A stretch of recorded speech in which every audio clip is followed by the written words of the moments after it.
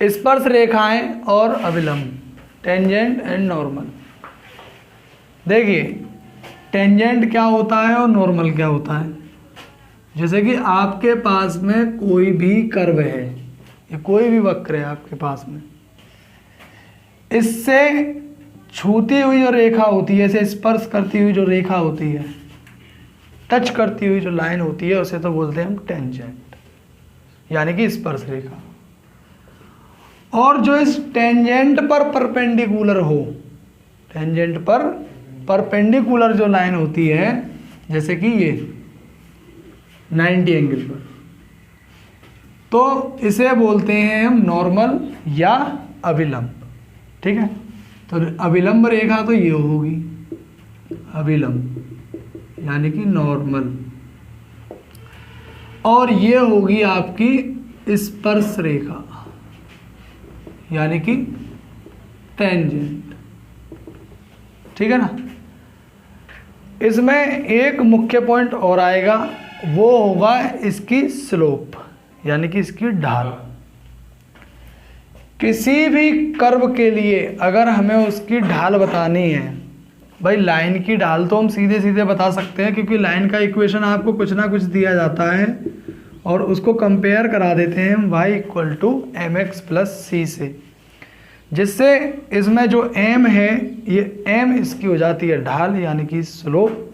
तो इसे आप इजीली कंपेयर करा करके निकाल सकते हैं।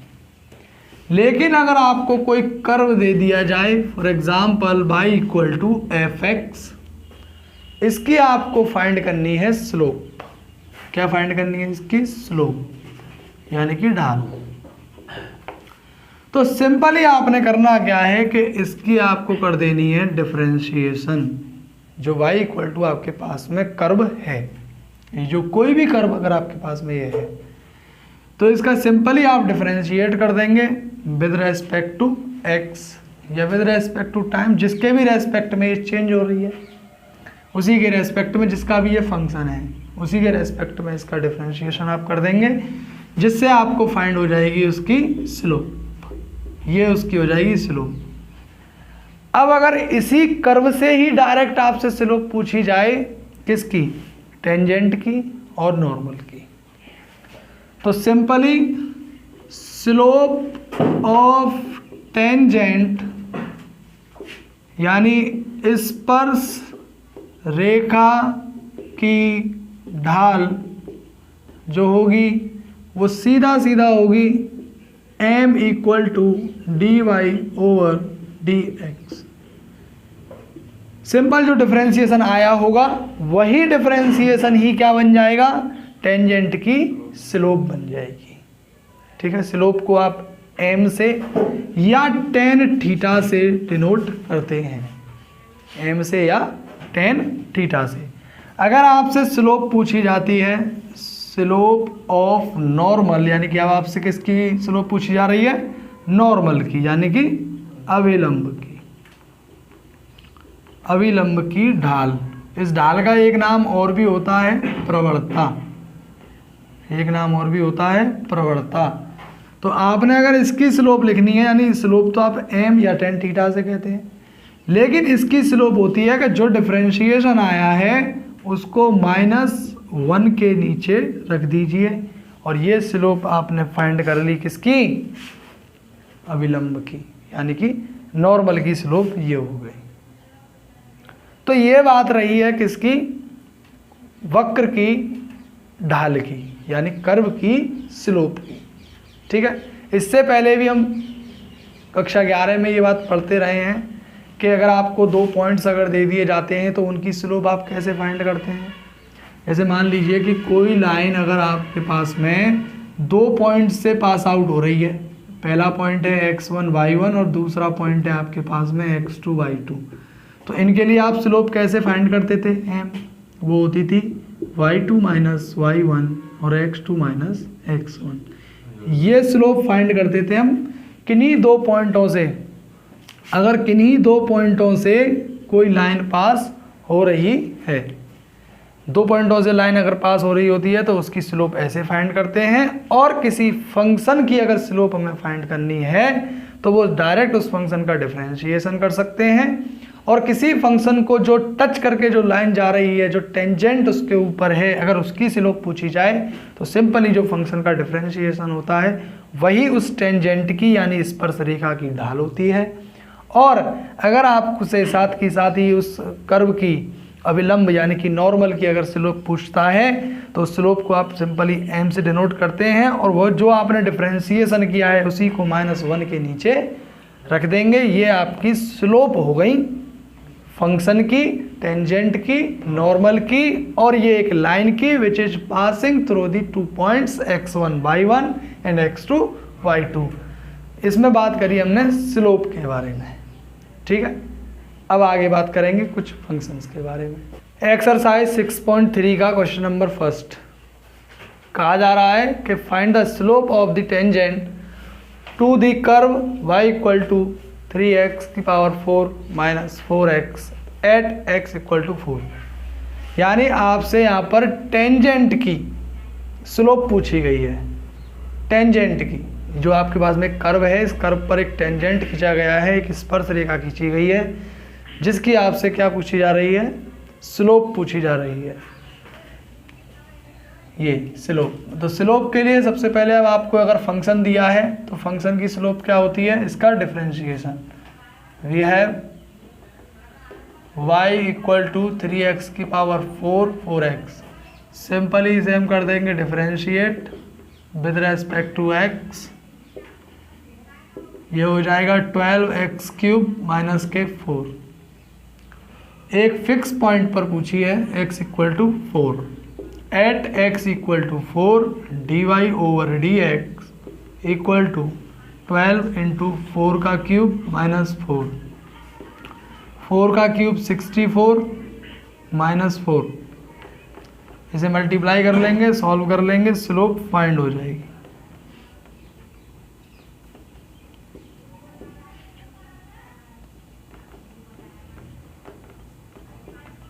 ये आ गया आपका 764। ये इसका स्लोप हो गया किसका, टेंजेंट का, स्पर्श रेखा का ढाल हो गया है ये आपके सामने 764। अब ये कोई भी यूनिट में हो सकता है, रेडियन में हो सकता है, डिग्री में हो सकता है, वो यूनिट माइंड नहीं करनी है हमें, केवल आपके पास में ये इसका स्लोप हो गया, ठीक है। अब इसी प्रकार से क्वेश्चन नंबर सेकंड है, find the slope of tangent to the curve y equal to x minus 1 upon x minus 2 at x equal to 10। Same function है, वही डिफरेंशिएशन करना है एट x इक्वल टू 10। यहाँ पर 10 आपको बस x की जगह पर पुट कर देना है।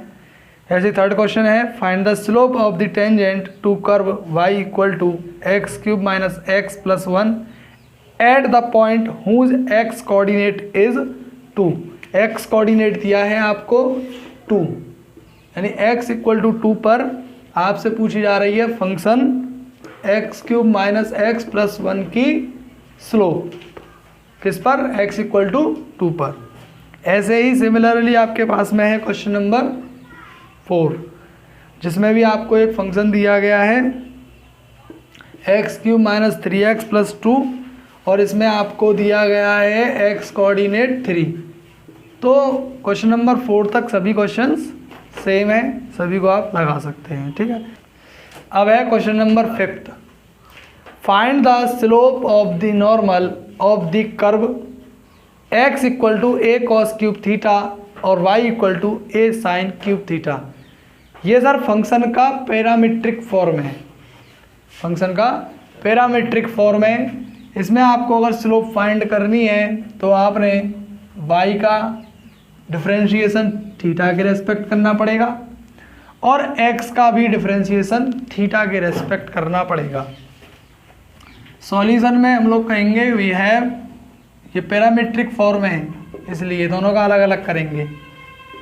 a साइन क्यूब थीटा, यहाँ हम डिफरेंशिएट करेंगे विद रेस्पेक्ट टू थीटा, तो ये हो जाएगा dy ओवर डी थीटा। ये हो जाएगा 3 आगे साइन स्क्वायर थीटा, सही है ना, 3 आगे हो जाएगा। फिर दोबारा से साइन का एक बार फिर से करना पड़ेगा, साइन का फिर से हो जाएगा कॉस थीटा। डिफरेंशिएशन समझ में आया? होल पावर 3 है, 3 पावर आगे आ जाएगी, 2 बच जाएगी इसको, क्योंकि हमने x मान लिया, x का दोबारा से डिफरेंशिएशन करना पड़ता है। आते हैं डिफरेंशिएशन? देखो भाई सिंपल सी चीज़ है, जैसे कि x की पावर 3 है तो आप इसका डिफरेंशिएशन कितने सिंपल ही कर पाते हैं कि 3 आगे आ जाता है और एक पावर इसमें से कम कर देते हैं, क्योंकि ये फॉर्मूला होता है। अब अगर इस फॉर्म का अगर क्वेश्चन नहीं होता है तो इसको हम अपने मन ही मन मान लेते हैं, जैसे कि इसकी होल पावर मान ली मैंने ये 3। अब मैंने ये अंदर वाला ये मान लिया कि ये x है, क्या है ये x, तो ये 3 आगे आ जाएगी और x के ऊपर 2 पावर रह जाएंगी। क्या ये x था? नहीं था। अगर ये x नहीं है तो इसका आपने अगेन डिफरेंशिएशन करना पड़ता है, अगर ये सेम फॉर्म में नहीं है तो, फॉर्मूले जैसी फॉर्म में नहीं है, क्योंकि हमने ये फॉर्मूला पढ़ा है x की पावर के लिए, हम इसको x ही मान रहे हैं, ठीक है। हालांकि इसका मेथड भी होता है जिसको आप मेथड ऑफ सब्स्टिट्यूशन कहते हैं कि डी थीटा करना पड़ेगा तब जाके, लेकिन ये एक शॉर्ट मेथड आप इसको मान सकते हैं कि 3 पावर आगे आ जाएगी तो वही x की पावर जैसे 2 बचती है, इसकी पावर भी 2 बच जाएगी। अब क्योंकि ये x नहीं है तो इसका एक और बार हमने डिफरेंशिएशन कर दिया है, तो साइन का एक बार अगेन और आप डिफरेंशिएशन करेंगे तो कितना हो जाएगा? साइन का कॉस ही तो होता है, कॉस थीटा। सिंपल, खत्म हो गई बात, ठीक है ना। इसे पहली बात कह दो। अब दूसरी बात हमारे पास में क्या है, x equal to a cos cube theta, इसका भी डिफरेंशिएशन आप किसके रेस्पेक्ट कर सकते हैं? थीटा के रेस्पेक्ट। थीटा के रेस्पेक्ट क्यों? क्योंकि ये थीटा का फंक्शन है। करेंगे तो dx ओवर डी थीटा, 3 आगे आ जाएगी, 3a कॉस स्क्वायर थीटा। अब चूंकि ये फिर से हमने x माना है, फिर से हमें कॉस का करना पड़ेगा with respect to theta. Cos theta का हो जाता है माइनस की साइन थीटा। अब ये 2 बातें हमारे पास में आ गई हैं, ये आ गई दूसरी। अब हम पहले में डिवाइड करते हैं दूसरे से, तो D Y over D theta D X over D theta is equal to ये आ जाएगा 3a sine square theta cos theta, नीचे आ जाएगा माइनस के 3a cos square theta sine theta. 3a से 3a कट गया, एक कॉस से एक कॉस, एक साइन से एक साइन, ऊपर एक साइन बच गया, नीचे एक कॉस बच गया और एक माइनस बच गया। डी थीटा कट गया, D Y over D X ये बन गया टेन थीटा। आपसे स्लोप पूछी गई है at theta equal to π/4, at theta equal to π/4। यहाँ पर आप π/4 पुट कर देंगे, देन आपका ये आ जाएगा 10 π/4, इसका वैल्यू होता है 1 यानी कि -1। यानी इसका स्लोप, इस पैरामीट्रिक फॉर्म वाले फंक्शन का जो स्लोप है, ये स्लोप आया है अभी सिर्फ फंक्शन का, और आपसे पूछा किसका गया है? नॉर्मल का, स्लोप ऑफ दी नॉर्मल। तो नॉर्मल की स्लोप क्या आ जाएगी? स्लोप ऑफ नॉर्मल हो जाएगी -1 upon D Y over D X. तो ये हो जाएगी -1 अपॉन -1, -1 ने -1 को काट दिया, ये 1 आ गया। तो यानी कि नॉर्मल की स्लोप कितनी आ गई? 1। बात सही है ना? कोई समस्या नहीं है? ठीक है। अब है, अगर कोई लाइन x एक्सिस के पैरेलल है, अगर कोई लाइन x एक्सिस के पैरेलल है, तो यहाँ ये बात फिक्स है कि y का वैल्यू कांस्टेंट हो गया। x के पैरेलल का मतलब क्या? यही लाइन तो x एक्सिस के पैरेलल है, और इसका मतलब क्या कि y का वैल्यू यहाँ फिक्स है। अब आप आगे पीछे कुछ भी करती रहिए, ठीक है ना? y equal to c। तो आपसे अगर इसका स्लोप पूछा जाए, अब इस लाइन का slope of a line which is parallel to x axis, slope of a line which is parallel to x axis, तो लाइन क्या होगी? y इक्वल टू सी, जो कि x एक्सिस के क्या होगी? पैरेलल होगी। x एक्सिस के जो पैरेलल लाइन होगी y का वैल्यू फिक्स होगा। अगर मैं इसका अब डिफरेंशिएशन करूं, डिफरेंशिएट अगर मैं इसे करूं तो वो क्या आने वाला है? 0, क्योंकि कांस्टेंट का डिफरेंशिएशन 0 होता है। तो हमेशा इस बात को याद रखेंगे, नोट रखेंगे कि अगर आपसे स्लोप पूछी जाए एक्स एक्सिस के पैरेलल लाइन की तो उसकी स्लोप 0 होती है। इसी तरीके से अगर आपसे स्लोप पूछ ली जाए, पहला पॉइंट है ये, दूसरा point, slope of a line which is parallel to Y axis. अगर कोई लाइन वाई एक्सिस के, ये है आपकी एक्स एक्सिस, ये है वाई एक्सिस, अगर एक्स एक्सिस वाई एक्सिस के पैरेलल हो, ये रही वाई एक्सिस इसके पैरेलल, तो इसमें क्या हुआ? एक्स का वैल्यू फिक्स हो जाना है, फिर एक्स का वैल्यू कांस्टेंट हो जाना है सी, तो एक्स इक्वल टू सी। अब इसका मैं डिफरेंशिएट कर दूं विद रेस्पेक्ट टू वाई, तो ये क्या हो जाएगा? 0। यानी कि एक्स एक्सिस के पैरेलल होने पर dy अपॉन डी एक्स बराबर 0 के होगा, और वाई एक्सिस के पैरेलल होने पर dx upon dy equal to 0 के।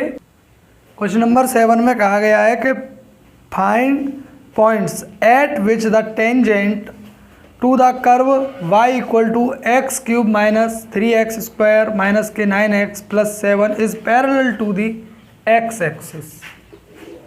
यानी कि आपको क्वेश्चन नंबर 7 में फंक्शन दिया गया है X cube minus 3x square 9x plus के 7, इसमें आपसे पूछा गया है find points at which the tangent to the curve is parallel to the X axis.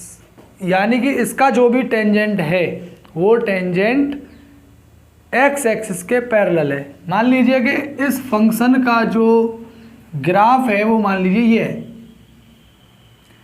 अब इसका जो टेंजेंट है वो ये है, जो कि एक्स एक्सिस के क्या है? पैरेलल है। सही बात है ना? तो इस पर वो पॉइंट्स पूछ रहा है, इस कर्व पर वो पॉइंट्स पूछ रहा है जिस पॉइंट से अगर हम कोई भी टेंजेंट खींचें तो वो टेंजेंट एक्स एक्सिस के पैरेलल हो। ठीक है ना? तो देखिए सॉल्यूशन आप करेंगे तो एक बात तो पक्की है कि इसका स्लोप जो होगा वो फिक्स होगा। वो कितना होगा? 0, क्योंकि अभी अभी हमने पढ़ा है ना, एक्स एक्सिस के पैरेलल जो कोई भी लाइन होगी उसका स्लोप 0 होता है। सही बात है ना? चलो तो फिर इसका पहले मैं स्लोप फाइंड कर लेता हूँ।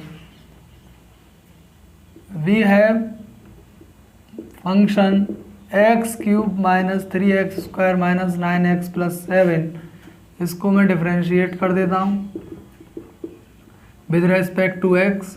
ये हो जाएगा dy ओवर dx, ये 3x स्क्वायर, ये 6x माइनस 9। ठीक है? अब इसमें कहा गया है कि टेंजेंट क्या है? Parallel to X axis.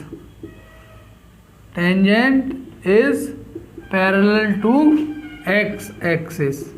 अगर ये दोनों पैरेलल हैं तो जाहिर सी बात है कि दोनों की स्लोप सेम होंगी पैरेलल होने पर।